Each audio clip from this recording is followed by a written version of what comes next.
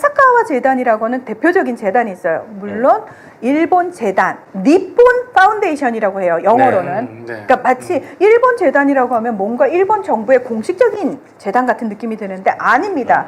사사카와 료이치라고 하는 전범, A급 전범이 만든 재단이고요. 이 재단의 돈을 전 세계적으로 쫙 뿌립니다.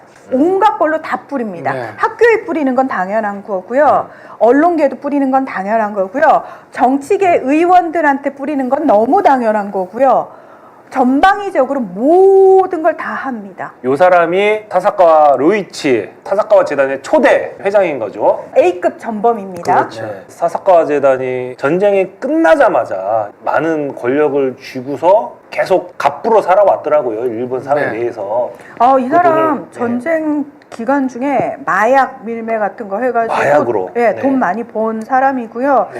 지금 이 사람이 사사카와 재단 홈페이지 들어가 보면은 모토보트, 그러니까 경정 게임을 통해 가지고 거기서 사사카와 재단에 기금을 충당하고 있다 이런 얘기가 나오잖아요. 그거는 이제 표면적인 이야기고요. 이 사사카와 가문의 재산이 어마무시하거든요. 근데 그 돈이 과연 어디서 나왔겠느냐? 그러니까 일설에서는 그런 얘기가 있어요. 일본이 이제 다른 나라들을 식민 지배하면서 금들, 그 나라에 있는 금들을 어마무시하게 수탈했잖아요. 그 수탈한 금이 사실은 이 사사카와 재단의 기본 바탕이 됐다, 뭐 이런 얘기도 있습니다. 이게 지금 평론가님께서 말씀해주신 사사카 재단 홈페이지예요. 요거는 미국에 만든 사사카와 평화재단이라는 영어로 만들어져 있는 거죠. 평화재단이고 요거 다음에 이제 니폰 파운데이션, 일본 재단인 거죠. 자, 여기 들어가 보면 홈페이지 들어가 보면은 세상 좋은 일 하는 것처럼 보여요. 세상 좋은 일 하는 것처럼 아동이 관련된 건가 봐요. 그리고 뭐 최근에는 우크라이나 관련해가지고 우크라이나에 기금도 보내고 막. 자, 5번 자료 한번 볼까요? 세계적으로 재난을 뭔가 잘하는 아프리카에도 막 엄청나게 도움을 주는 것 같고 인도주의적 활동을 엄청나게 하는 재단인 것처럼 보여요. 뭔가 굉장히 착한 일을 하는 저 사람이 사사카와 료헤이.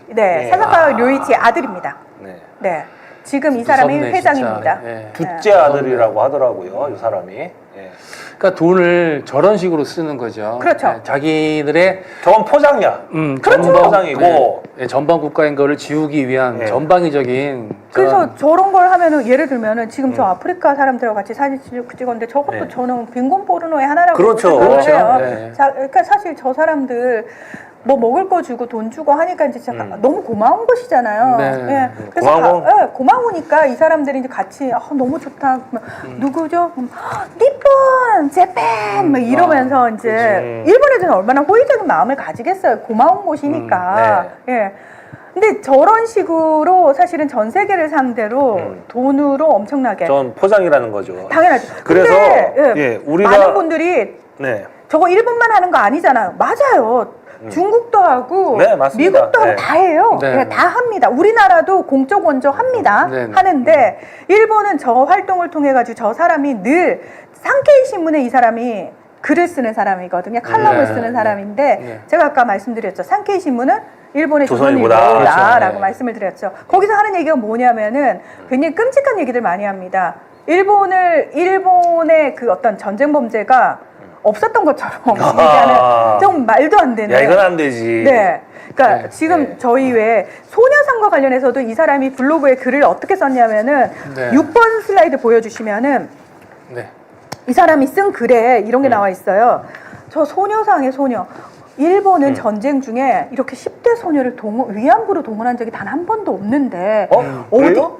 그러니까 아니지. 그러니까 그렇게 얘기한다는 거죠. 블로그에 그렇게 쓴다니까요. 써놨어요. 근데 도대체 저 소녀상을 왜 만든 것이냐. 알고 봤더니 한국에서 미군 장갑차에 죽은 효선이 미선이라는 애가 있는데 저 애 얼굴 봐라. 비슷하지 않느냐.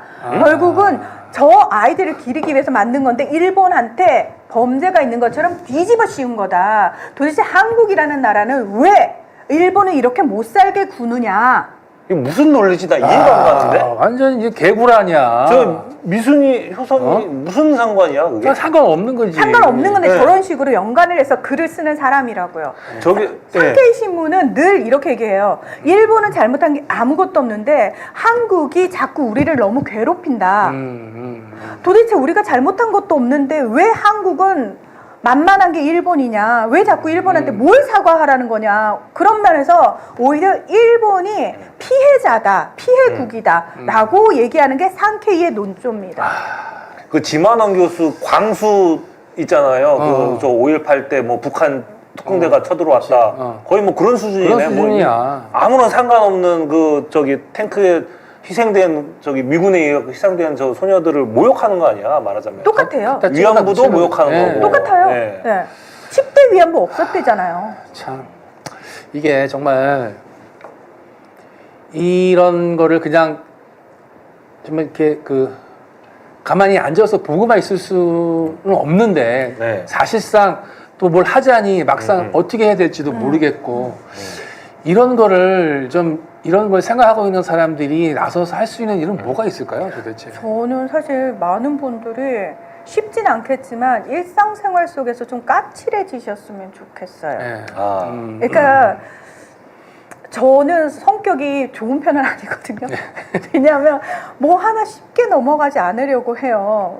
왜냐면 그래서 주변 사람들이 왜 이렇게 피곤하게 사냐라고 얘기를 하는데 나도 모르게 이렇게 깐깐하게 뭐 하나하나 다 따지고 산다고 사는데도 저도 모르게 젖어드는 것들이 있거든요. 네.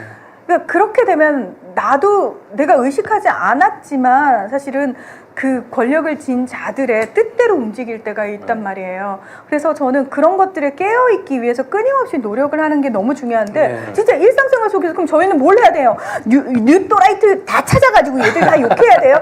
일단 역사 공부는 제대로 하는 게 맞아요. 네네. 오늘 방송 보시는 분들은 일상생활 속에서 진짜 노력하고 계신 거예요. 네. 내가 까칠해졌구나. 오늘 일만큼 까칠해졌구나 라고 생각하시면 되는 거예요. 왜냐하면 이 시간 이후로는 나도 모르게 그런 거에 젖어 있었구나를 충분히 이제는 깨우치게 되거든요. 네. 그래서 앞으로는 유튜브를 보거나 TV를 볼 때 쟤네들 일본 홍보하고 있네?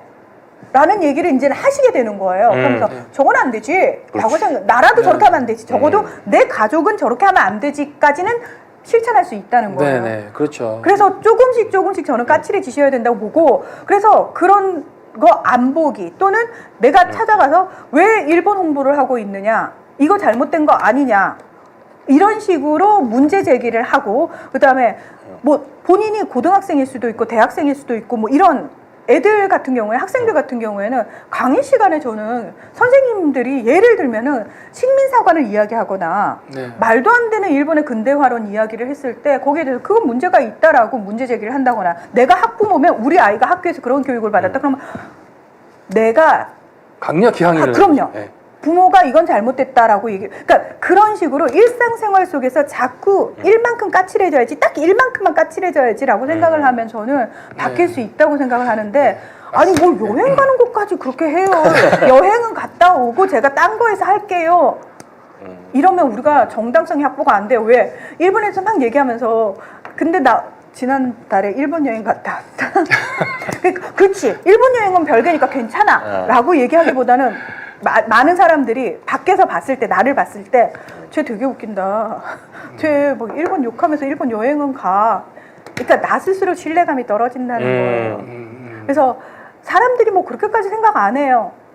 저는 그게 사실은 무서워요. 사람들은 그렇게까지 생각하지 않아요. 깊이 있게 생각하지 않고 그렇게 주의 깊게 보지 않아요라는 게 저는 사실은 가장 우리를 좀먹는 일이라고 생각을 해요. 그렇죠. 뭐 대부분 이렇게 생각하잖아요. 그 옛날에 일본 정부가 잘못한 거지 지금의 일본 선량한 시민들은 그렇지 않다, 우리랑 똑같다라고 말을 하는데, 저는 이거 굉장히 조심해야 된다고 생각하는 게 뭐냐면요, 이번에 올림픽 때 우리 그 신유빈 선수랑 했던 그 하야타 일본 선수.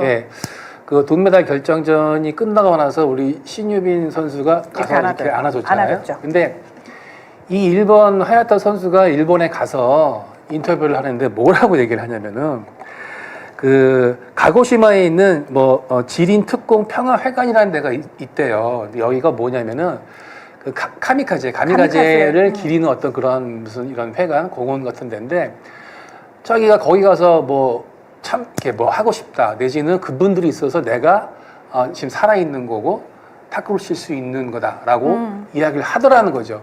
그 평범한 어린 그 소녀가 그 같이 우리 김유빈 선수랑 같이 경기에 갔을 때는 기쁜 마음에 주저앉아서 울고 정말 여리게 보이는 그런 평범한 그냥 운동선수에 불과한 그런 사람도 철저하게 그런 의식이 있다라는 거예요. 그렇죠. 예. 맞아요. 겉으로 표현만 안 할 뿐인 거지 다 그 사람들은 그게 잘못됐다고 생각을 못 그렇죠. 하는 거예요. 자기네들의 그 가미가제가 어떤 부대입니까? 목숨을 걸고 그냥 비행기로 들이받고 막 그런 부대 아니겠습니까? 비인간적인 그러한 행동을 한 부대인데 그게 아무렇지도 않고 그게 정당화하고 오히려 그런 사람들이 있었기 때문에 나의 지금이 있다라고 생각을 한다라는 거예요. 그냥 저 사람들이 우리가 뭐 여행 가면 뭐 어서 오세요 무슨 뭐 일본 말로 뭐 하잖아. 뭐 그렇게 하고 뭐 맛있는 것도 뭐 먹으면 뭐 그냥 그 사람들이 웃고 뭐 그냥 하는 것 같지만 속마음은 한국 사람 보면 내가 언젠간 너희들을 다시 지배할 거야 라는 마음이 그 사람들 마음이 없다고 할 수는 없다라는 거죠. 꼬마애가 그렇죠.